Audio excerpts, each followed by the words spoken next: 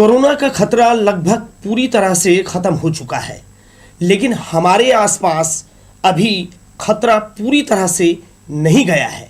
यानी कि खतरा बहुत है। हमारी हेल्थ को लेकर मैं बात कर रहा हूं। वो इसलिए कि हमने ये खतरा खुद से पैदा किया हुआ है, या बहुत सारी ऐसी प्रॉब्लम्स हैं जो अचानक आती है। इन तमाम बातों पर, हेल्थ पर हम बात करेंगे हमारे आज के मेहमानों से। स्वागत है आपका, मैं हूं दिलीप जगवानी। लोक स्वर टीवी पर हम ये सीरीज आगे बढ़ाते हैं और आपका परिचय कराते हैं। सबसे पहले प्रथम हॉस्पिटल के डायरेक्टर और लकवा रोग विशेषज्ञ डॉक्टर रजनीश कुमार पांडे, स्वागत है आपका। इसके साथ ही न्यूरोसर्जन यहाँ के वी अरविंद कुमार जी हमारे साथ मौजूद है। तो बिना समय गवाए हम सबसे पहले बात करेंगे कि वो कौन सी बीमारियां हैं जो हमें सडनली छूती हैं, जिसका हमें पता नहीं चल पाता है। आप बताएंगे हमारे दर्शकों को। खासकर हम अक्सर मिर्गी का हम सुनते हैं या और भी इससे रिलेटेड हैं, जो कि हमारे शायद ब्रेन से रिलेटेड है। जी। जैसा आप बोले अभी कि जो सडनली छूती हैं, हाँ, तो सडनली सबसे जो महत्वपूर्ण बीमारी दिमाग के केस में हम बात करते हैं वो लकवा है जी, जो कोई संदेश पहले देती नहीं है जी। जैसे आपने सुना होगा कि हार्ट अटैक की बीमारी, हाँ। अचानक से बोले सीने में दर्द हुआ और अचानक मरीज गिर पड़ा और बाद में पता चला कि एंजियोग्राफी और एंजियोप्लास्टी करनी पड़ी। लगभग सेम जो इंसिडेंस है जब वो ब्रेन के केस में होता है तो उसको हम लकवा की बात करते हैं, स्ट्रोक की बात करते हैं। स्ट्रोक में क्या होता है, जो ब्लड वेसल्स ब्रेन की हैं वो अचानक ब्लॉक हो जाती हैं या फट जाती हैं जी, और वो सेकंड्स में होता है। उसकी हमको कोई पुरानी सूचना नहीं होती है। हाँ। और जैसा आप अभी बोल रहे थे कि बहुत सारे खतरे टले नहीं हैं, तो पर्टिकुलरली हार्ट अटैक और ब्रेन अटैक ऐसे खतरे हैं जो आज मैं भी लेके घूम रहा हूँ, आप भी लेके घूम रहे हैं, और हम उसके लिए अवेयर नहीं हैं। हाँ। उसके लिए सबसे महत्वपूर्ण बात है हमारी दिनचर्या, जिसपे हम बहुत सारी चीज़ों को नज़रअंदाज करते जाते हैं, सालों भर नज़रअंदाज करते हैं। जैसे एक छोटे से तरीके में बात करें हम, तो अपने छत्तीसगढ़ बिलासपुर के आसपास की आप बात करेंगे तो गुड़ाखू का सेवन लगभग हर दूसरा व्यक्ति गांव में खास तौर से गुड़ाखू का सेवन करता है। हाँ। जो कि टोबैको से बना हुआ है, तंबाकू से बना हुआ है, और लॉन्ग टर्म में उसका असर सबसे महत्वपूर्ण आता है ब्रेन पे और दिल की ब्लड वेसल्स पे, जिस पे वो आघात करवाता है। तो ब्रेन का जो पक्षाघात या लकवा हम बोलते हैं, उसमें सबसे महत्वपूर्ण हमारी रूटीन्स है। उसको हम सुधार लें तो शायद हम उससे बच सकते हैं। जी, इसमें तो आपका स्पेशलाइजेशन है। जी। तो हम अगर बात करें हॉस्पिटल, आपकी जो प्रथम हॉस्पिटल है, जी। अब यूं कहिए कि बहुत सारे लोगों का ट्रस्ट बढ़ा है इस पर कुछ सालों में। जी। तो ये जो हम अक्सर सुनते हैं मिर्गी, लकवा, इस टाइप की चीज़ें या ब्रेन से रिलेटेड चोट वगैरह का, तो किस तरह के पेशेंट आते हैं और किस तरह से हॉस्पिटल में हम उनको डील करते हैं, किस तरह से उनको हैंडल करते हैं? जी, देखिए सबसे महत्वपूर्ण क्या होता है, ब्रेन का जो अटैक होता है जिसको हम लकवा बोलते हैं सामान्य भाषा में, और हमारी भाषा में स्ट्रोक बोलते हैं। हाँ। उस स्ट्रोक के साथ खराब बात क्या होती है कि उसमें दर्द नहीं होता। सामान्य तौर पे मरीज कैसा होता है, सुस्त होने लगता है, उसका हाथ पैर काम करना बंद कर देता है, चेहरे में लड़खड़ाहट, चेहरे में टेढ़ापन और आवाज़ में लड़खड़ाहट आती है। तो कई बार क्या होता है, अक्सर ऐसा होता है कि मरीज बोलता है मुझे सोने दो। इस परिस्थिति में जो अस्पताल पहुंचने का समय है वो बहुत विलंब से होता है। हाँ। लेकिन हार्ट अटैक में इसके उल्टा है। हार्ट अटैक में कैसा, आपको सीने में भयंकर दर्द हुआ तो आप तुरंत दौड़ते हैं कि हॉस्पिटल जाना है। तो ये जो समय का खेल है, खास तौर से लकवा में जिसकी हम अभी बात कर रहे हैं, उसमें क्या है, मरीज हमारे पास पहुंचते बहुत लेट हैं। हाँ। यदि हम पूरी दुनिया की बात करें तो लगभग 2% मरीज ही ऐसे हैं जो बहुत समय से पहुंच पाते हैं। अब हमारा वो समय क्या, गोल्डन पीरियड हम लोग बोलते हैं, वो 4.5 घंटे का है आज की तारीख में। यानी यदि 4.5 घंटे के अंदर लकवा का मरीज अस्पताल पहुंच जाए तो वो पूरी तरह से स्वस्थ हो सकता है। जी। इस बात को यदि हमारी जनता समझ पाए, हमारे लोग समझ पाए, हमारे नागरिक समझ पाए और उससे डरने की बजाय सीधे अस्पताल पहुंचे, वो लक्षणों को समझने के साथ तुरंत अस्पताल पहुंचे, तो एक सामान्य सिटी स्कैन जिसकी व्यवस्था अधिकतर अस्पतालों में भी हो गई, हमारे अस्पताल में भी सिटी स्कैन होता है। जैसे ही आप सिटी करते हैं आपको पता चल जाता है कौन सा है, एक इंजेक्शन देना है। हाँ। आपने इंजेक्शन दिया और लकवा खत्म, ट्रीटमेंट शुरू हो जाता है। हम अक्सर देखते हैं कि ट्रीटमेंट शुरू होने की पहले जब हम सड़क पर चलते हैं, ट्रैफिक इतना ज़्यादा हो गया है कि आप समझ नहीं पाते हैं कि कहाँ से आपको कब किसने ठोकर मार दी या आप किस तरह से दुर्घटना का शिकार हो गए? जी जी तो आपसे रिलेटेड है अरविंद जी जी कि जब हम चोट लगती जी। है, खासकर सिर की चोट, जी। तो किस तरह की गंभीर अवस्था की सिचुएशन जो है, स्थिति बनती है? देखिए, सिर में चोट लगने के बाद पेशेंट्स कई तरह के कंडीशंस के साथ हॉस्पिटल आते हैं। कुछ लोग तो बेहोश होके आते हैं, हड्डी वगैरह टूटी होती हैं। जी। कुछ लोगों के चेहरे में भी गंभीर चोटें लगती हैं। कुछ लोग बहुत इरिटेबल होके आते हैं, हाँ। छटपट करते हैं। कुछ लोग पूरी तरह नॉर्मल होके भी आते हैं, है ना? तो जो नॉर्मल भी हो लगता है कि पेशेंट बात कर रहा है, ठीक है, उसका मतलब ये नहीं है कि सिर के अंदर चोट नहीं हो हाँ। सकता। सिर में चोट लगने के बावजूद, ब्रेन में चोट लगने के बावजूद भी कुछ समय के लिए पेशेंट नॉर्मल बिहेव कर सकते हैं। बेहोश होके फिर नॉर्मल हो सकते हैं, फिर नॉर्मल होने के बाद बेहोश हो सकते हैं। इसको बोलते हैं लूसिड इंटरवल, अच्छा। है ना? तो ये जो पीरियड है वो अक्सर लोगों को कंफ्यूजन होती है कि अभी तो पेशेंट बढ़िया है, चल रहा है, अभी क्या आवश्यकता है ट्रीटमेंट की, लेकिन ऐसी बात नहीं है। कई बार सिर में जो ब्लीडिंग होती है चोट लगने के कारण, वो 72 आवर्स तक ऑलमोस्ट साइज डबल या ट्रिपल होने के चांस भी रहते हैं। अराउंड 10 to 15% ऑफ केसेस में साइज बढ़ने का खतरा रहता है। तो इसलिए हॉस्पिटलाइजेशन बहुत बहुत आवश्यकता होती है। यानी हम डॉक्टर साहब जैसे अपने क्षेत्र की बात कर रहे थे और आपने बताया, तो इन तीनों ही मेजर उसमें समय बड़ा ही इम्पोर्टेंट है बहुत। कि जितनी जल्दी इंजोर्ड व्यक्ति या जैसे इस तरह का अटैक आया है, उसके पेरेंट्स या आसपास खड़े लोग जितनी जल्दी हो सके उसे अस्पताल भिजवाएं। किस तरह से एक्सीडेंट के तुरंत बाद इलाज की प्रक्रिया शुरू होती है और ये कितना लंबा प्रोसेस होता है ब्रेन इंजरी के मामले में? देखिए, पहले एक्सीडेंट के बाद हम बात करते हैं कि कौन कौन से सिम्टम, मतलब लक्षण के साथ पेशेंट प्रेजेंट करते हैं, कौन से लक्षण खतरनाक होते हैं। एक्सीडेंट के बाद बेहोशी, अगर पेशेंट 1 मिनट 2 मिनट के लिए बेहोश रहे, वो भी सिग्निफिकेंट है। उल्टियाँ होनी, जी। मिर्गी होना, झटके मारना, हाँ। है ना? और अगर नाक से, कान से, मुंह से ब्लीडिंग हो रहा है तो वो सब खतरे की घंटी है।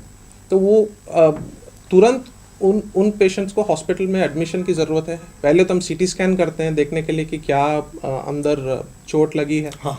फिर डायग्नोसिस के बेसिस पे, अगर वो ईडीएच, एसडीएच जो भी हो, जो टेक्निकल टर्म है, तो हम ऑपरेट करते हैं पेशेंट्स को। जी। और अगर ऑपरेशन की ज़रूरत होती है तो एज सून एज पॉसिबल करते हैं। जो डिक्टम है, जो गोल्डन पीरियड है, गोल्डन पीरियड के बावजूद भी एज सून एज पॉसिबल, अगर कुछ हमको मिलता है सिर पे चोट, ऑपरेशन करने लायक है, तो जल्द से जल्द करना है, क्योंकि ब्रेन में अगर कोई इम्पैक्ट पड़ती है तो वो लाइफ लॉन्ग रह जाती है। हाँ।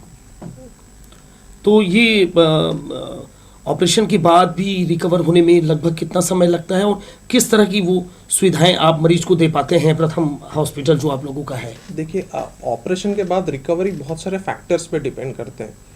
एक फैक्टर ये है कि ऑपरेशन से पहले पेशेंट का कंडीशन कैसा था। अगर पेशेंट का कंडीशन न्यूरोलॉजिकली अगर कुछ हद तक स्टेबल है तो रिकवरी भी बहुत अच्छा होता है, जल्दी होता है। अगर ऑपरेशन से पहले पेशेंट बहुत डीप कोमा में है तो रिकवरी इतनी ही लेट होती है, क्योंकि एक टर्म होता है डिफ्यूज एक्सोनल इंजरी बोलते हैं। तो ब्रेन में जो नसों की कनेक्शंस होती है वो टूट जाती है। तो वो जब होता है तो रिकवरी कब होगी वो बोल नहीं सकते।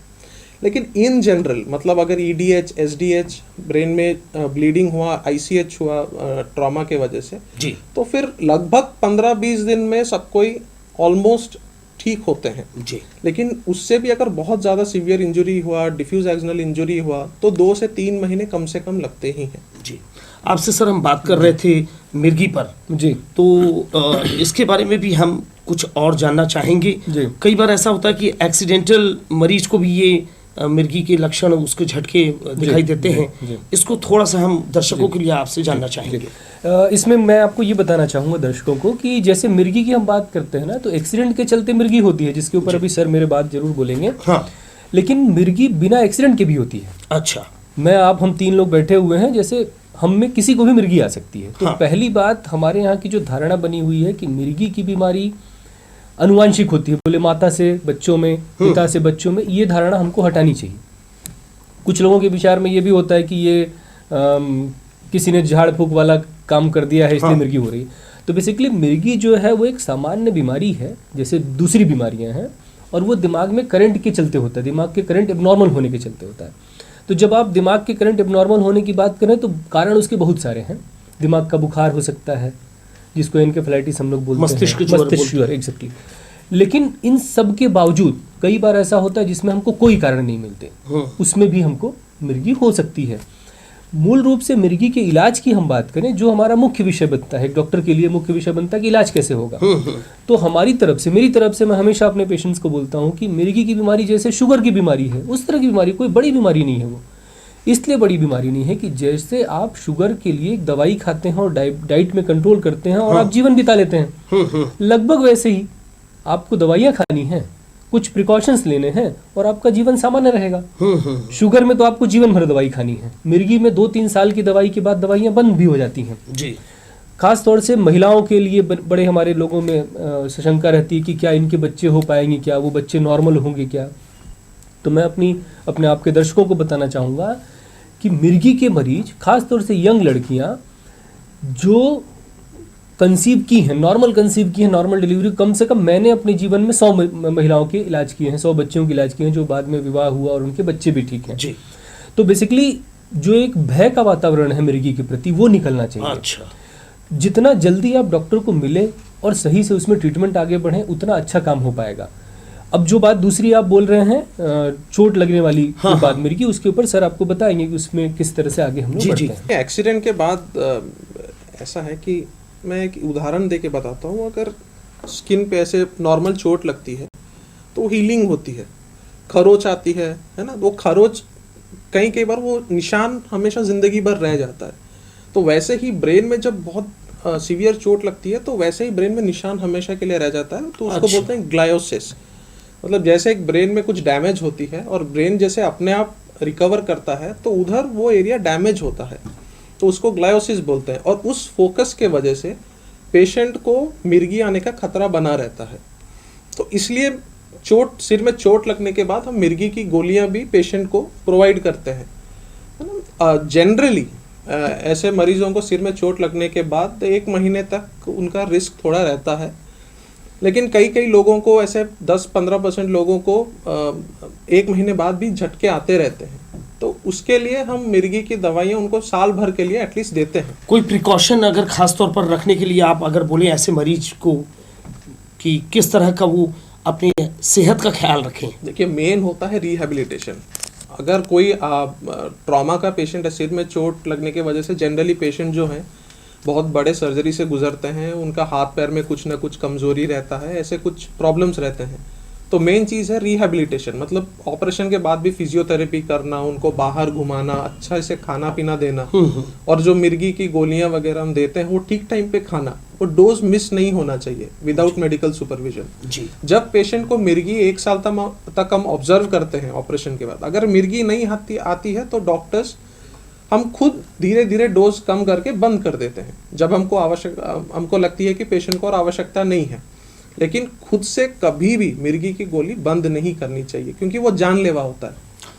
लोकसभा टीवी पर हमारे मेहमान कार्यक्रम के तहत 2 एक्सपर्ट स्वास्थ्य क्षेत्र से हमारे साथ मौजूद है। फिलहाल लेंगे एक छोटे से ब्रेक। दर्शकों, आप हमारे साथ बने रहिए।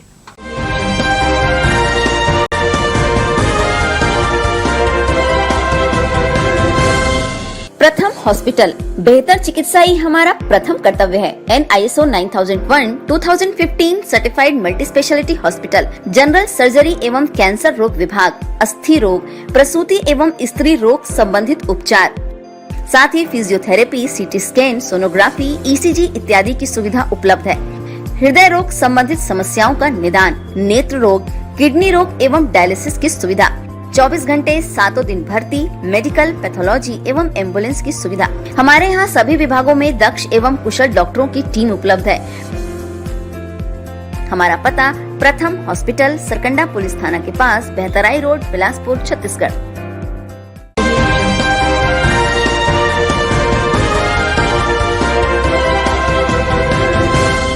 तो ब्रेक से लौट आने के बाद हम बात को आगे बढ़ाते हैं और फिर से लौटते हैं उसी जो हमारे समाज में बहुत भ्रांति की तरह फैली हुई है, और इस भ्रांति की वजह से जो मिर्गी के पेशेंट हैं वो हमारे सामने आते हैं और बड़ी संख्या में हम उन्हें देखते हैं।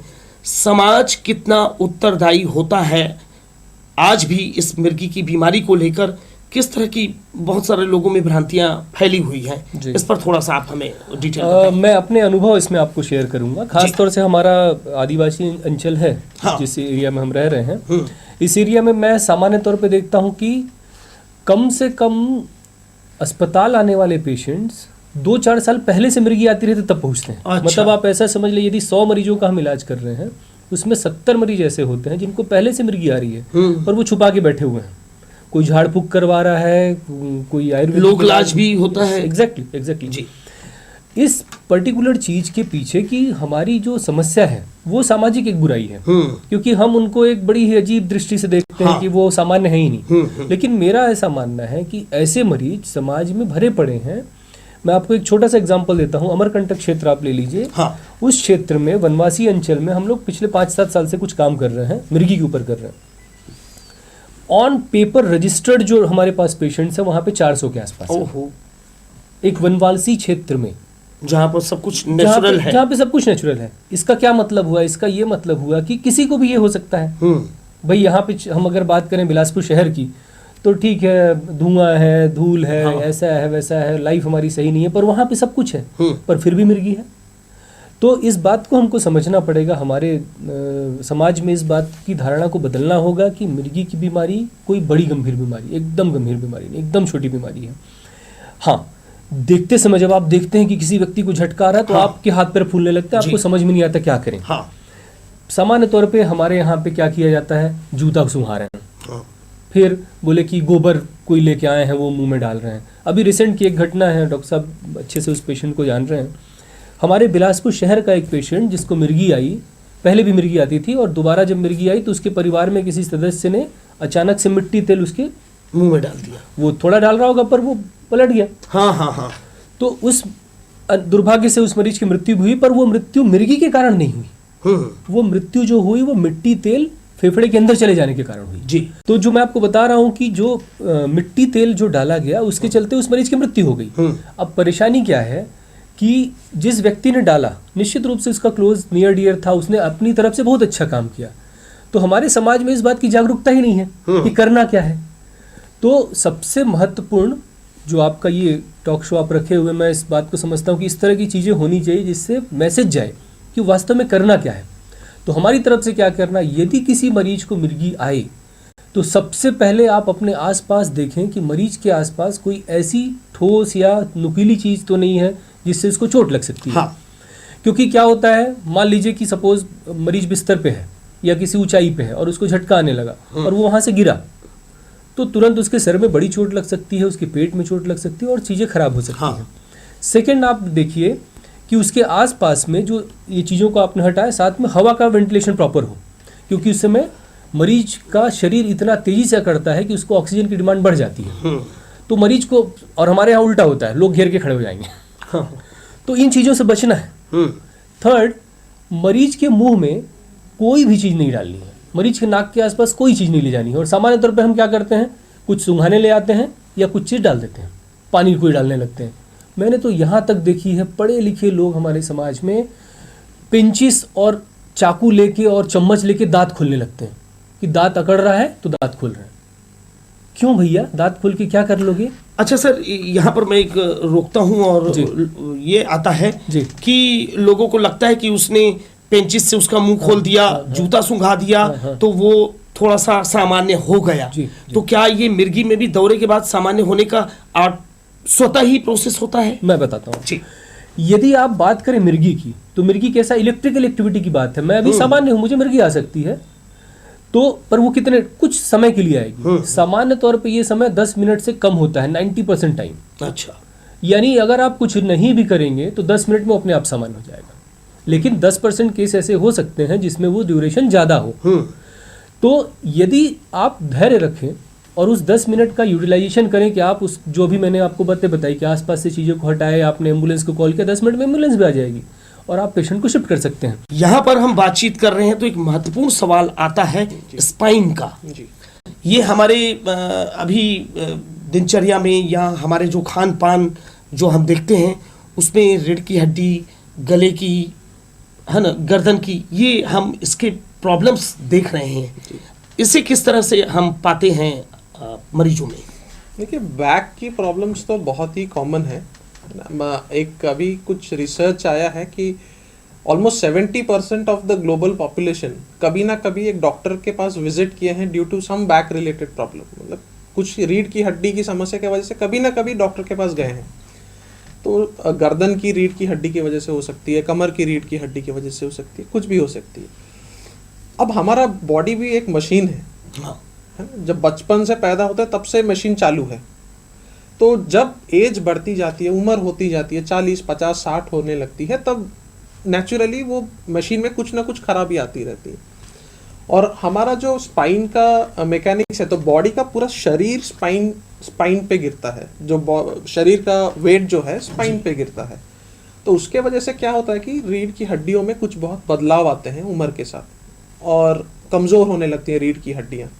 तो रीढ़ की हड्डियाँ कमज़ोर होने के वजह से क्या होता है कि जो रीढ़ की हड्डी के नीचे से नसें निकलती हैं, वो नसें दबने लगती हैं। तो उसके वजह से कमर में दर्द, पैरों में खिंचाव, झुनझुनी, वो सब बहुत कॉमन समस्याएं बनती हैं।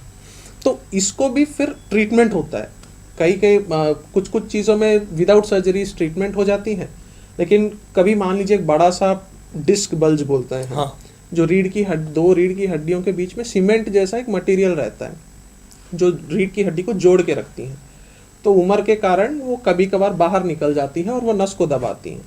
तो उस केस में हमको क्या करना पड़ता है, ऑपरेट करके वो डिस्क को निकालना पड़ता है। तब पेशेंट को बहुत जल्दी राहत मिल जाती है और 3-4 दिन में चलने लगते हैं।